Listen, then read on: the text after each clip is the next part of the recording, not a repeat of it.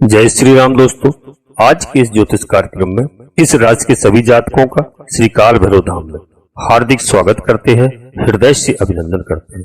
माता भद्रकाली आप सभी के ऊपर सदैव कृपा बनाए रखे। जी हाँ दोस्तों, और आप सभी को श्री काल भैरव धाम से बहुत बहुत शुभ आशीर्वाद, खुश रहें, प्रसन्न रहें। दोस्तों, हम आज बात करते हैं आपसे ग्रह नक्षत्रों के बारे में। ग्रह नक्षत्र आपको इस महीने में हम अंत तक के लिए बताएंगे क्या क्या फल देंगे। आप एक बात समझ लो कि इतिहास रचने वाला है। सितंबर का महीना आपके लिए बहुत ही लाभदायक एवं शुभ रहने वाला है।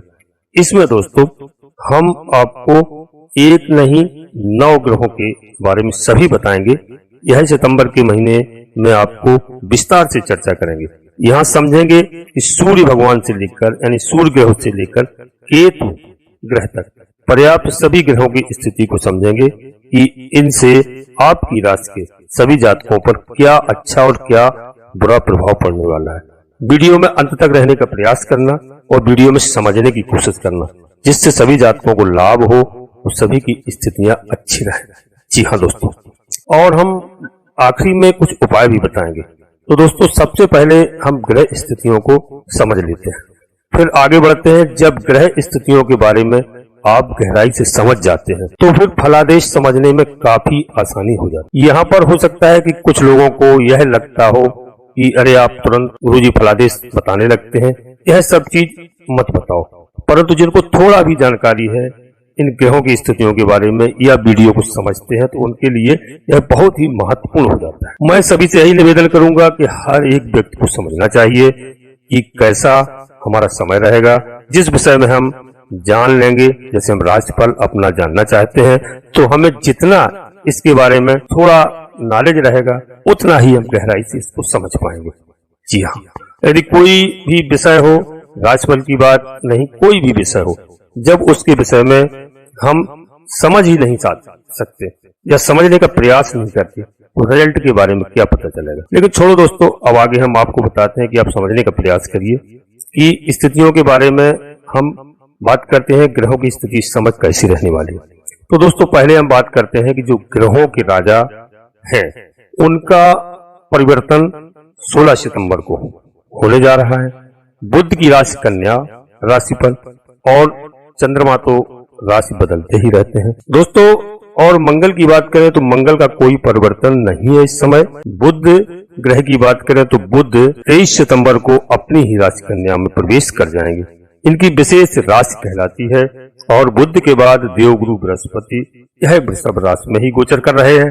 मैंने आपको पहले भी बताया था, इनका कोई परिवर्तन इस समय नहीं। और शुक्र ग्रह है जो इस संसार में हम सबको देखते हैं और वह हमारी राशि के अधिपति, प्रेम के अधिपति और हमारे राशि के स्वामी हैं। दोस्तों, बहुत ऐसे क्षेत्र हैं जिनके अधिपति शुक्र ग्रह ही होते हैं। तो शुक्र ग्रह का परिवर्तन 19 सितंबर को अपनी ही राशि दोस्तों और तुला राशि में होने जा रहा है। और शनि जो वक्री अवस्था में चल रहे हैं अपनी मूल त्रिकोण राशि में कुंभ राशि में गोचर कर रहे हैं। दोस्तों, एक बात और बताएं कि यहाँ पर राहु मीन में और केतु कन्या में गोचर कर रहे हैं। तो देखा जाए यहाँ पर ग्रह स्थितियां अब इससे कुछ योग संयोग बन रहे हैं। जैसे आपने देखा कि सूर्य ग्रह हो गए, बुध ग्रह हो गए, केतु ग्रह भी हो गए।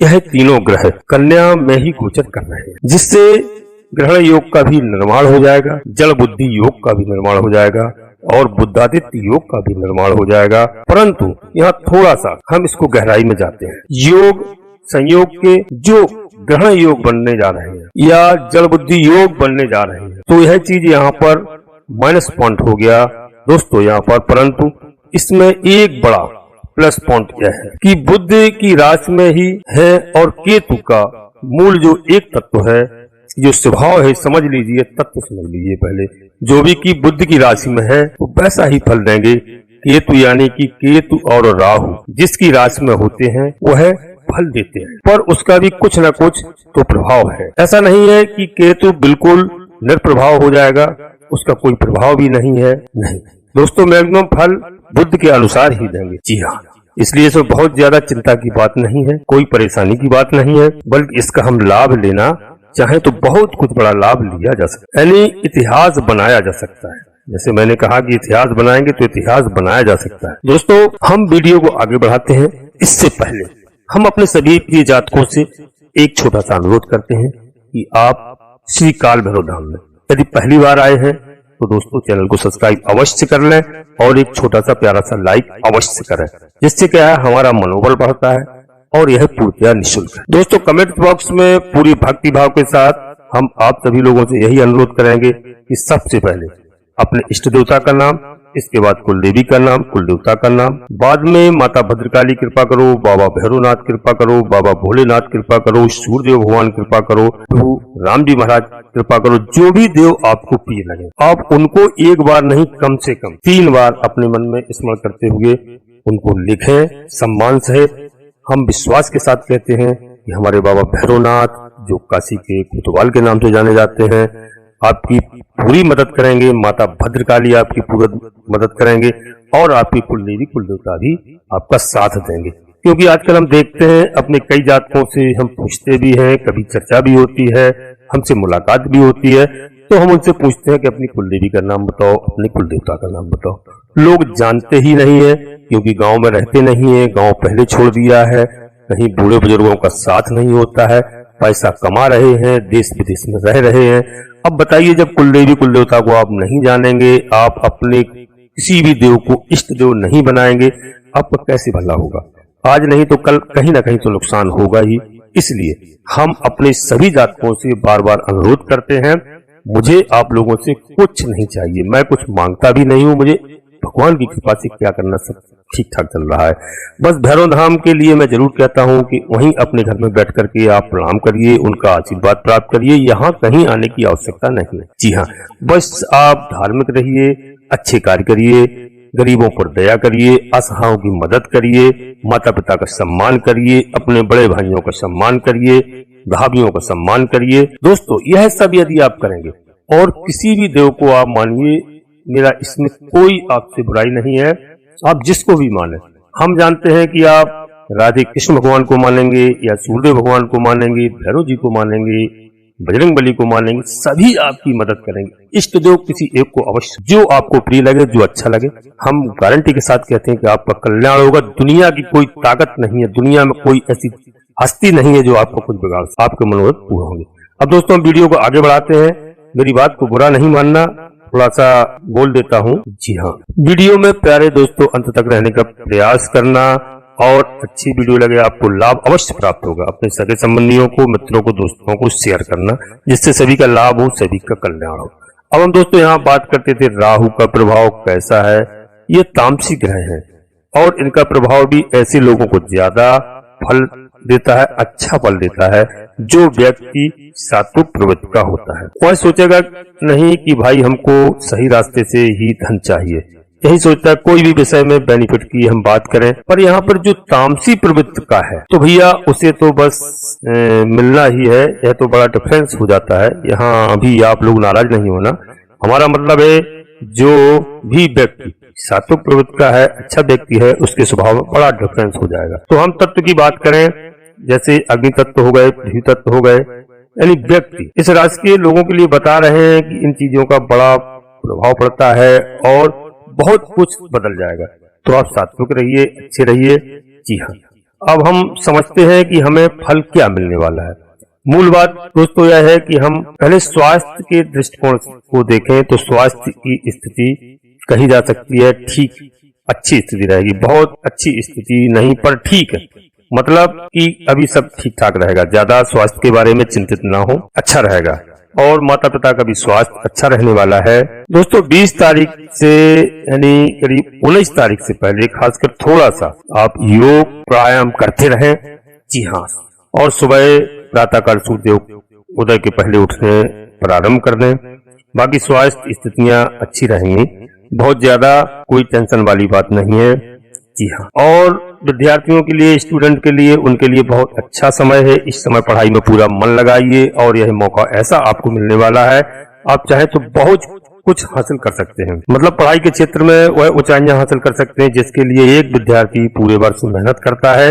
इसके लिए हम बहुत अच्छे नंबर लाएंगे, न अपने क्लास में, अपने कॉलेज में, स्कूल में, जहां भी आप पढ़ाई कर रहे हैं, तो दोस्तों ऐसी स्थिति आएगी, ऐसा समय है। इस समय आप देखेंगे तो आप शनिदेव महाराज भी इस समय वक्री अवस्था में हैं और वक्री अवस्था में बहुत पावरफुल हो जाते। शनिदेव महाराज आपको विद्या प्रदान करेंगे, विद्या के अधिपति माने जाते हैं, और देवगुरु बृहस्पति जो विद्या के अधिपति कहलाते हैं वह इस समय वृषभ राशि में गोचर कर रहे हैं, और इस राशि में इस समय शुक्र की स्थिति मेरे प्यारे मित्रों 19 तारीख के बाद बड़ी मजबूत हो जाएगी। आपकी राशि के हो जाएंगे तो ये कई योग संयोग हैं।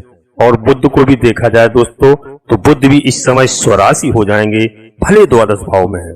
मेरी बात को समझने की कोशिश करना, पर स्वराशि के हो जाएंगे तो अपना अलग प्रभाव दिखाएंगे।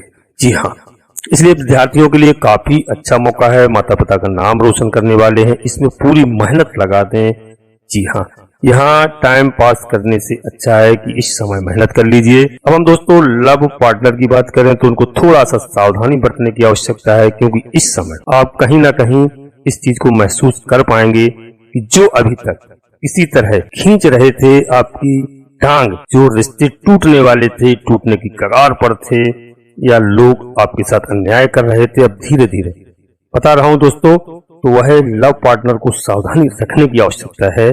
जो लाइफ पार्टनर है, मैरिज लाइफ है, जिनकी उनके लिए समस्यामान कहा जाएगा, पर ऐसा नहीं कि कोई खास समस्या है, बस आपका रास्ता मार्ग अच्छा निकल आएगा, जिससे आपके सभी कार्य उचित ढंग से हो। यह महीना के आखिरी में बता दें दोस्तों, आप बस धैर्य रखिए थोड़ा सा, और आपको काफी कुछ जो समस्याएं हैं उनको सुधार के आएगा। यह नोट कर लीजिए, आपके बहुत अच्छा सुधार होगा।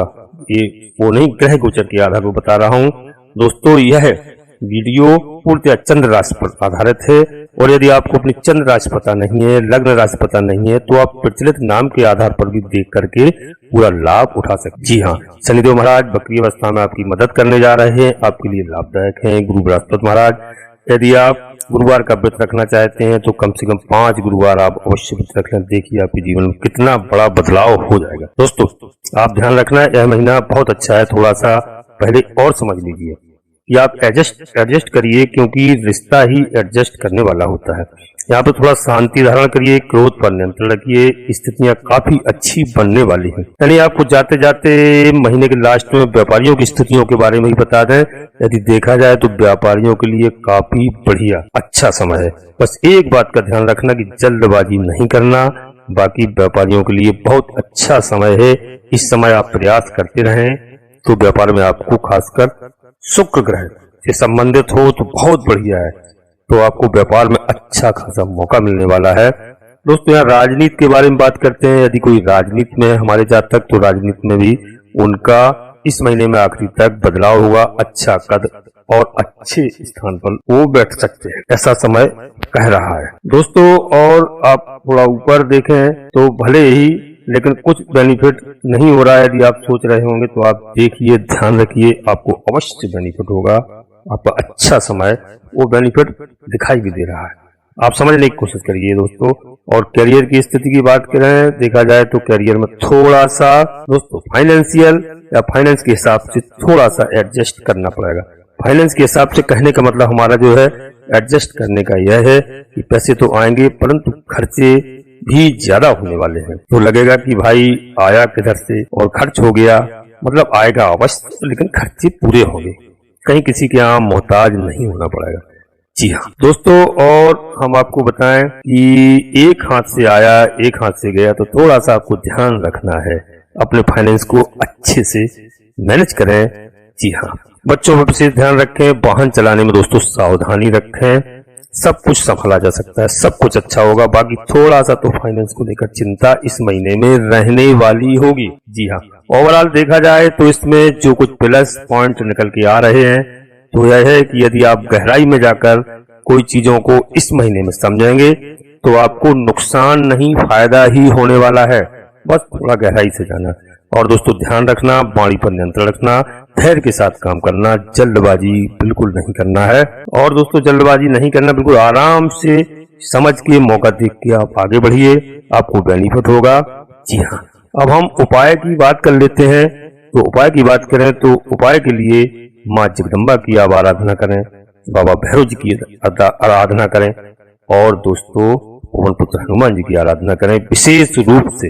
जी हाँ, माता आपकी बहुत मदद करेंगी, बहुत बढ़िया रहेगा आपके लिए। और दोस्तों आपसे ज्यादा कुछ नहीं कहते हैं, माँ के लिए आप दुर्गा चालीसा का पाठ कर सकते हैं, गायत्री चालीसा का पाठ कर सकते हैं, विंध्यवासिनी चालीसा का पाठ कर सकते हैं। दोस्तों आपके लिए लाभ होगा। और हनुमान चालीसा का पाठ करें, सुंदर कांड का भी आप मंगलवार के दिन पाठ कर सकते हैं। जी हाँ, शनिदेव महाराज को शनिवार के दिन तेल से अभिषेक करें, सूर्यदेव भगवान को 1 लोटा जल अर्पित करें, थोड़ा मिष्ठान डाल करके। जी हाँ, और दोस्तों अब हम अपनी वाणी को यहीं पर विराम देना चाहते हैं। हम आपसे अंत में एक बात फिर पुनः निवेदन करते हैं कि आप श्री काल भैरव धाम चैनल में आए हैं तो चैनल को सब्सक्राइब अवश्य कर लीजिए, एक छोटा सा प्यारा सा लाइक अवश्य करें। कमेंट्स बॉक्स में पूरे भक्ति भाव के साथ अपने कुलदेवी का नाम, अपने कुलदेवता का नाम, अपने इष्ट देवता का नाम, इसके बाद माता भद्रकाली कृपा करो, बाबा भैरवनाथ कृपा करो, राधे कृष्ण भगवान कृपा करो, सूर्यदेव भगवान कृपा करो, हनुमान जी महाराज कृपा करो, जो भी देव आपको प्रिय लगे एक बार नहीं कम से कम 3 बार स्मरण करते हुए लिखें। हम विश्वास के साथ कहते हैं, मन से हृदय से आप ईश्वर के भक्ति भाव में लग जाएं, आपके सभी मनोरथ पूर्ण होंगे। आप सभी लोग परिवार के साथ स्वस्थ रहें, खुश रहें, मस्त रहें। धन्यवाद दोस्तों। जय माता भद्रकाली, कृपा करो।